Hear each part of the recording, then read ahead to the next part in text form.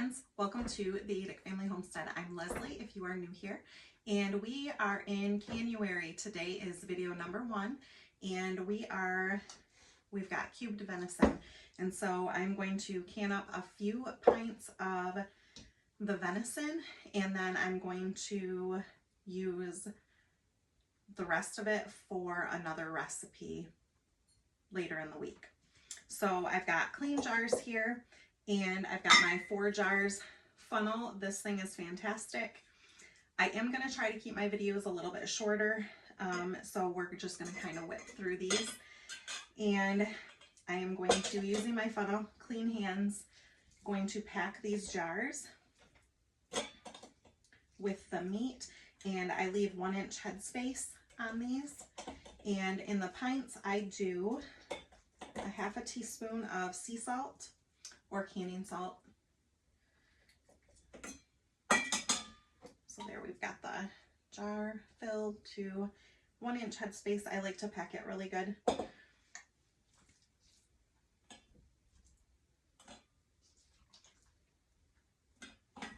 Just like so.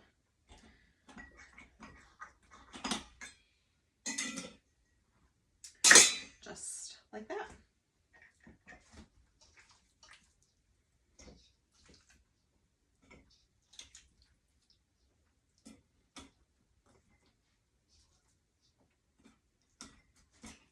All right, I've got my jars filled, and I've got my sea salt here. I'm going to do a 1/2 teaspoon per pint jar. If you're doing quarts, you're going to want a teaspoon of salt per jar. I am looking forward to getting some things canned up this month that have like been in the freezer, and get that stuff all canned up. I've got berries and everything, so we're going to have some fun recipes this month. And I've got my 4 jars lids. These are fantastic, and below I will link them down there, and I will give you my 10% off code. If you need to place an order for lids or anything, I can put my 10% off there.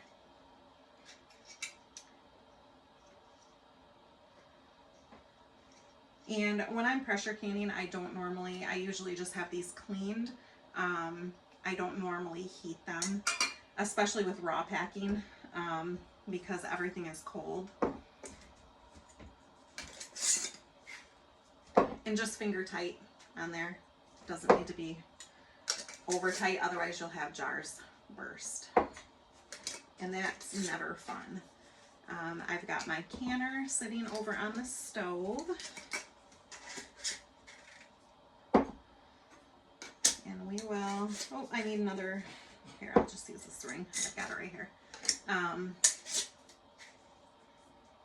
So, raw pack, it's just cold raw meat, 1/2 teaspoon of salt for the pints, and I put my lid, my ring finger tight, and then I'm going to set it over here in the canner.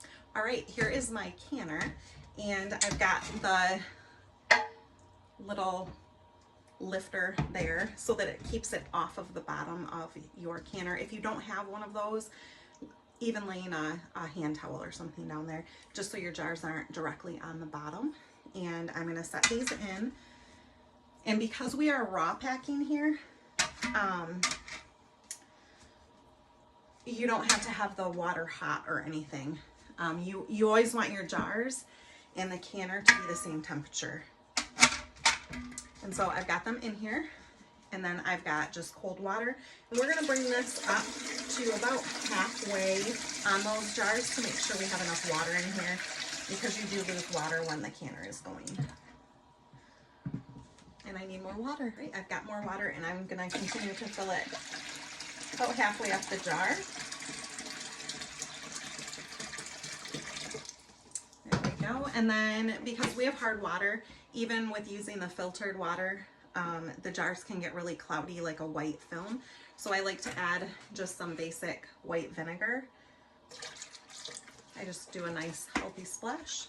A spot in the center where I could do another jar. And I'm trying to think. Sometimes I'll set like an empty jar just with water in it. so that they're not like falling over. But actually, maybe I will whip up another jar of meat. All right, so I have another one that I decided just to do meat. I've got plenty of meat for my other recipe anyway, so. All right, so I've got 7 pints in here.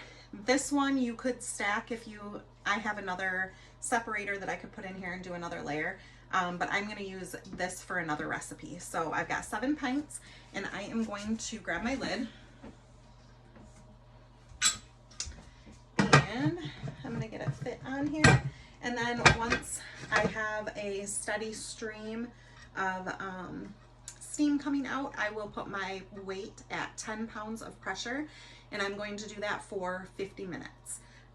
50 minutes for pints, and like 60 to 70 minutes or so. You'll want to check that with your elevation for the quarts.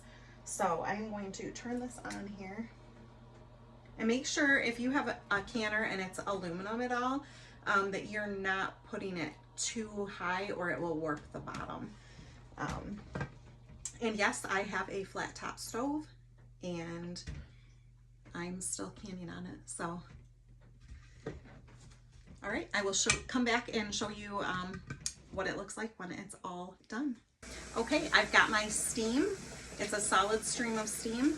And so I am looking for my 10 pounds. I don't know if you can see that on there, but it's my 10-pound pressure gauge. And then once this starts like a little that's when I start my time. And these are the pints of the canned venison. So I will do that, and I do it for about 55 minutes with the 10 pounds of pressure. And then I'll show you the canned venison. All right, here is that sound that I was looking for. And so now it is time to start that timer. And is this the cutest little stock pot timer from 4 Jars? I am going 55 minutes.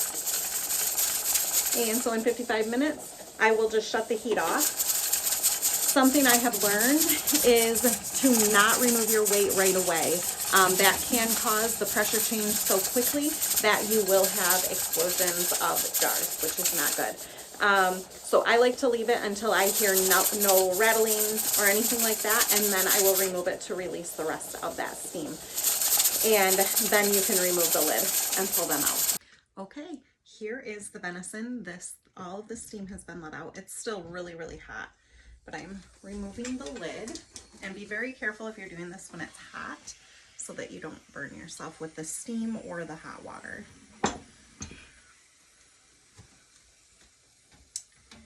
And there we have it, our canned venison.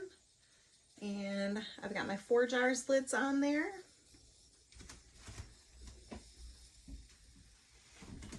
And now I have, let's see, 7 pints of shelf-stable meat on my shelves. So I hope you enjoyed this video, and I hope you will like and subscribe to the channel if you're not already subscribed. Some of my videos this month for CANuary will be just shorts, and some will be like a little bit longer video. I'm trying to keep them below 15 minutes long. So I love having this on hand for quick, fast dinners. It's the protein you need, and it's cooked, ready to go. So stay tuned also for different meals that I do make with the canned meat. Have a great day.